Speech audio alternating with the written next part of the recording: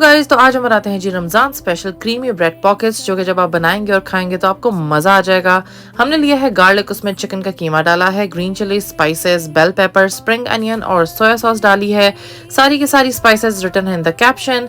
और जबरदस्ती चिकन की फिलिंग बना ली है। चिकन के अंदर हमने डालना है 1000 आइलैंड ड्रेसिंग, मेयोनीज डाल लें, चिली गार्लिक सॉस और ऑलिव्स डाल के एक फिट सी फिलिंग बना लें। 2 ब्रेड के स्लाइसेस लें, उसको अच्छा सा बेल लें, फिर हमने इसको डिप करना है अंडे के अंदर और फिर हमने डिप करना है ब्रेड क्रम्स के अंदर। फिर हम इसको करेंगे फ्राई 4 to 6 मिनट्स के लिए until it gets golden brown. और इसको हम निकालेंगे, हल्का सा ठंडा होने देंगे, दरमियान से इसको कट करेंगे, सारी की सारी चिकन की फिलिंग डालेंगे, साथ में लेटस डालेंगे और आपके बॉम्बास्टिक किस्म की ब्रेड पॉकेट्स तैयार हैं। Do try them guys and give me your feedback.